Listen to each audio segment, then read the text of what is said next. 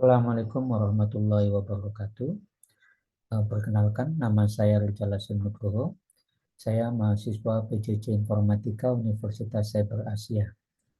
Pada kesempatan kali ini, saya akan mempresentasikan sebuah materi, yaitu salah satu materi pada mata kuliah Rekayasa Perangkat Lunak di sesi 10 tentang pemodelan UML, yaitu tentang kelas diagram.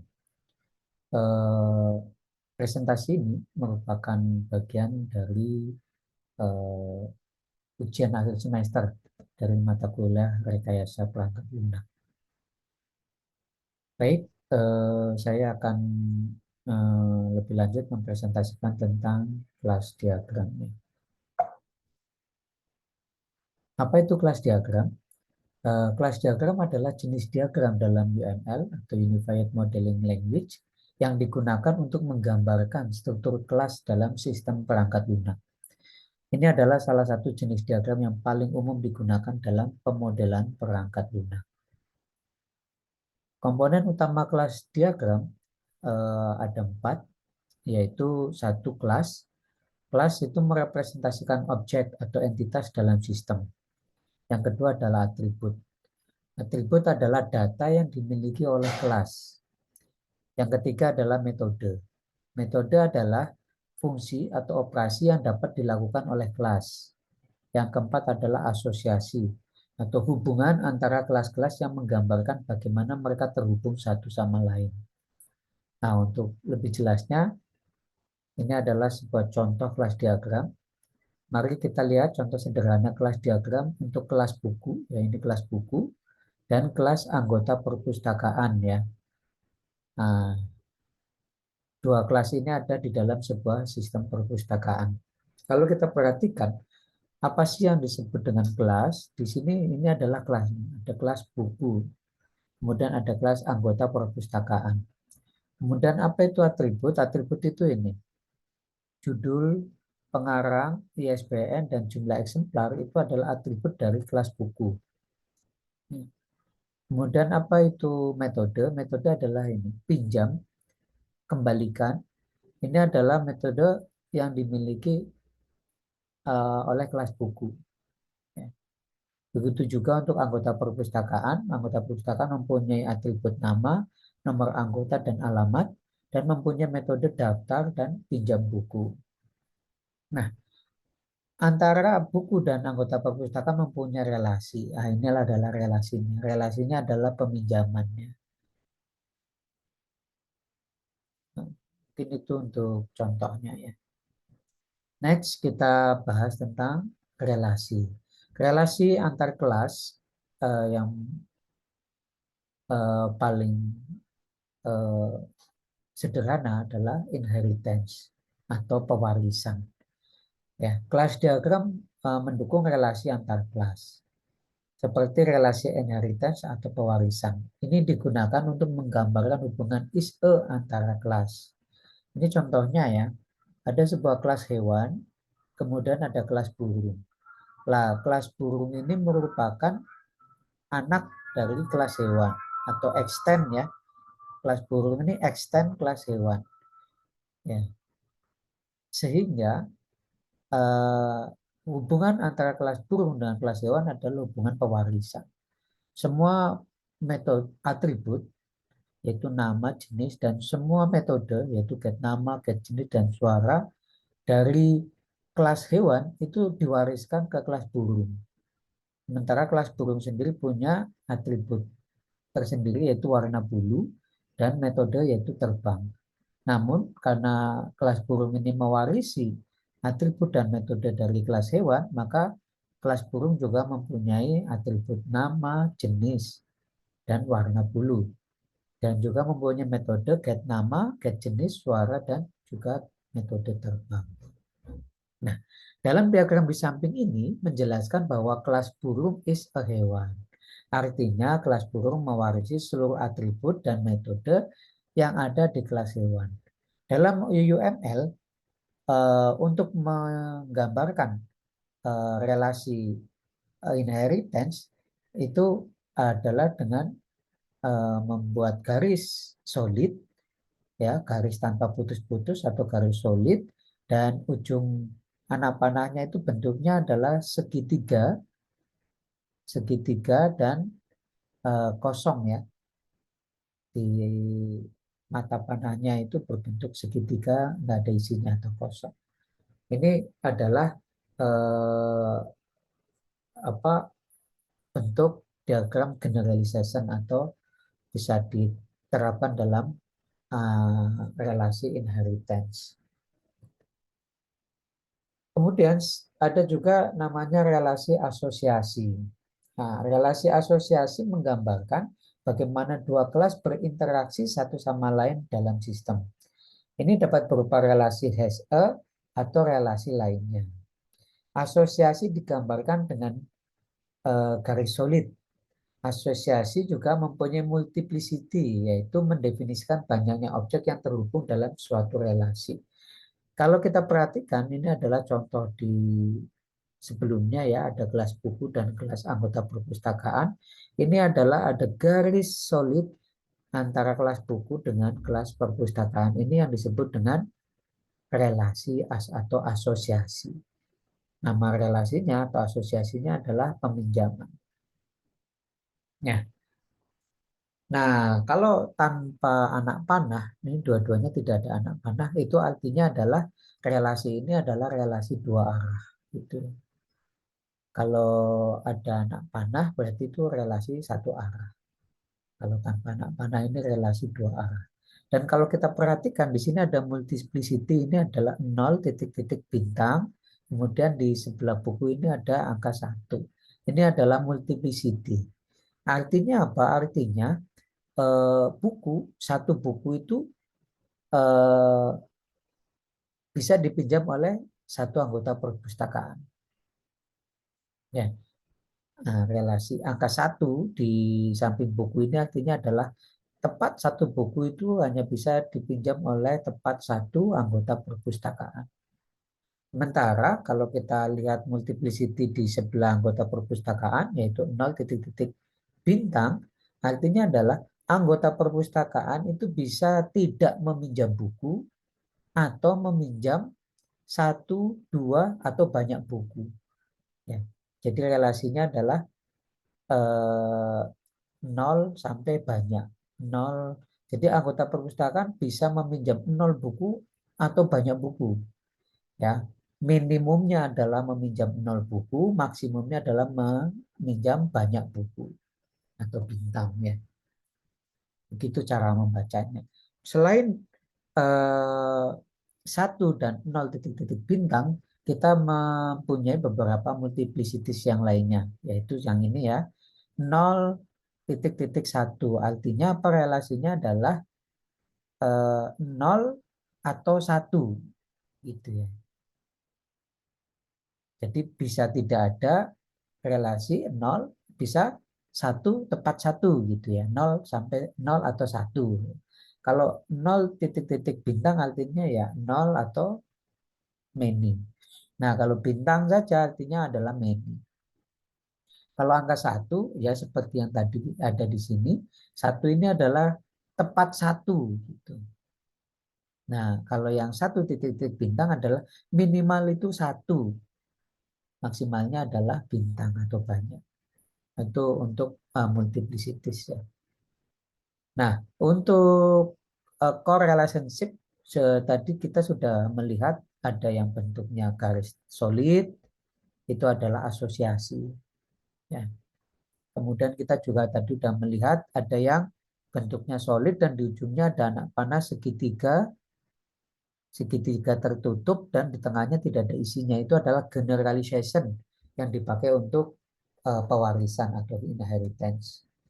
Nah, di luar yang sudah kita contohkan tadi, asosiasi dan generalization, kita juga ada namanya adalah aggregation. Aggregation itu adalah sebuah hubungan Hesse ya, eh, antara whole dan komponen partnya. Ya. Nah, aggregation itu terbagi menjadi dua, yaitu ya pertama dia disimbolkan dengan garis solid yang ujungnya adalah ada bentuk diamond. Nah, tapi diamondnya kita perhatikan ada yang terisi, ada yang kosong. Ya, jadi aggregation itu kebagi dua, yaitu yang diamondnya terisi atau disebut adalah dengan namanya composition. Apa artinya? Artinya adalah sebuah whole itu merupakan composition dari beberapa part, dan itu hubungannya adalah hubungan yang mutlak, sehingga tanpa ada rule, tanpa ada rule, maka part-part penyusunnya itu tidak ada, gitu, karena mutlak. Jadi part-part penyusunnya itu tidak bisa berdiri sendiri. Itu artinya composition, ya, yang ditandai dengan diamond yang ada isinya. Bagaimana dengan diamond yang tidak ada isinya? Yang diamond tidak ada isinya itu biasa kita sebut aggregation saja. Aggregation saja apa artinya? Artinya adalah whole itu eh, terdiri dari beberapa part, yaitu whole has a part, ya. Whole has a part. Namun jika kelas whole-nya itu tidak ada, kelas part-nya itu punya dua opsi. Dia opsi yang pertama adalah tetap bisa berdiri sendiri. Opsi kedua adalah dia tergantung terhadap eh, kelas whole-nya. Ya, itu yang disebut dengan aggregation. Kemudian eh, relasi yang satu lagi ini adalah dependensi. Ya, kalau kita perhatikan dependensi itu digambarkan dengan garis yang anak panah, tapi anak panahnya itu terbuka, ya. Terbuka, kalau tertutup itu generalization. Ini adalah terbuka. Ya. Kemudian sebenarnya ada satu lagi, yaitu adalah realization.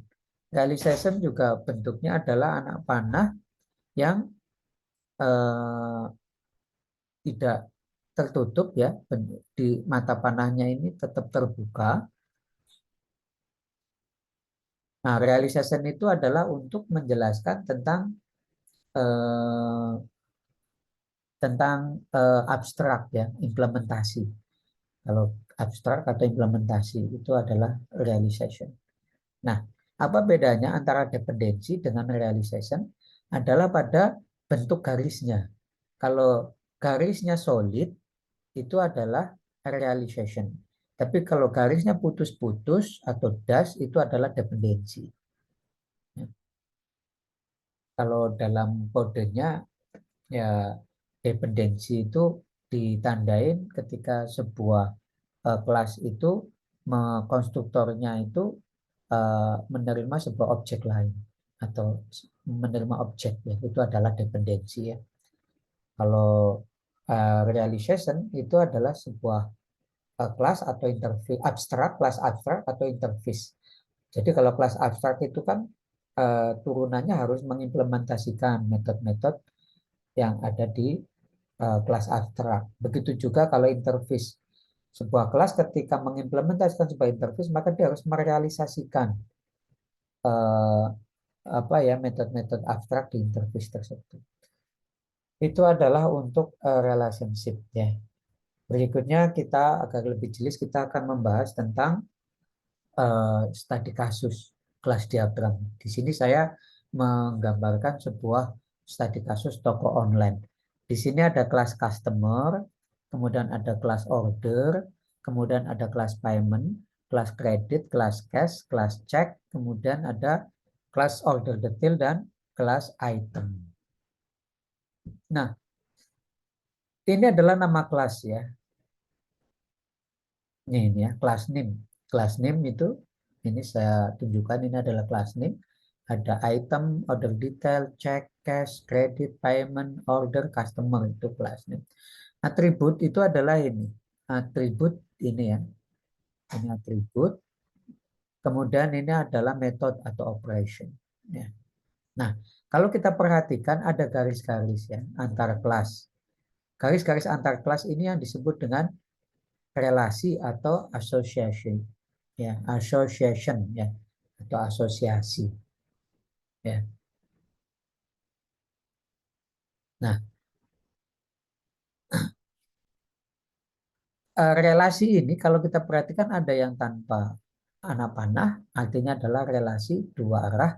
Kalau ini adalah relasi satu arah ya, ada anak panahnya. Ini ya. Nah, yang kedua, kalau kita perhatikan anak panah itu ada yang berbeda-beda. Ada yang bentuknya adalah anak panah terbuka, ya, anak panah terbuka.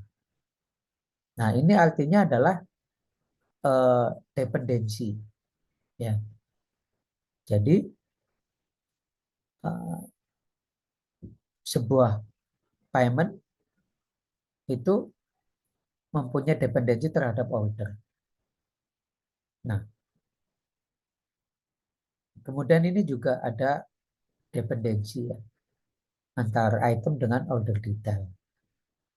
Nah, kalau kemudian kita perhatikan, eh, di sini ada anak panah yang bentuknya tertutup, segitiga tertutup dan kosong. Ini ada generalization. Artinya, kelas kredit, kelas cash, dan check itu adalah extend dari kelas payment. Ya, jadi kelas payment ini adalah parent, dan kelas kredit, cash, check ini adalah child atau anak-anaknya ya, sehingga mewarisi kelas payment. Kemudian ini ada yang anak panahnya adalah berbentuk diamond terbuka. Itu adalah aggregation. Ya, artinya sebuah order itu terdiri dari order detail. Ya, partnya adalah order detail atau aggregation. Ya. Nah, bagaimana jika tidak ada order, tidak ada order, kelas order, order detail itu bisa tetap berdiri sendiri. Itu artinya aggregation. Kemudian kalau kita lihat ini adalah multiplicity ya. Ada satu, tepat satu, kemudian ada nol sampai banyak, kemudian ada minimal satu sampai banyak, ini satu, ini adalah multiplicity. Itu adalah contoh kasus kelas diagram online. Diagram untuk kasus toko online ya. Kemudian dalam pembuatan kelas diagram ada beberapa praktik terbaik yang perlu diperhatikan, seperti memberikan nama yang jelas untuk kelas, atribut, dan metode, serta menjaga diagram agar tetap sederhana dan mudah dimengerti. Itu adalah best practice dalam pembuatan kelas diagram. Dan sebagai kesimpulan, saya akan menyimpulkan bahwa kelas diagram adalah alat yang kuat dalam pemodelan perangkat lunak yang membantu kita memahami struktur kelas dalam sistem. Dengan menggunakan kelas diagram dengan benar, kita dapat merancang sistem yang lebih baik. Demikian presentasi saya untuk materi kelas diagram. Semoga dapat bermanfaat. Terima kasih.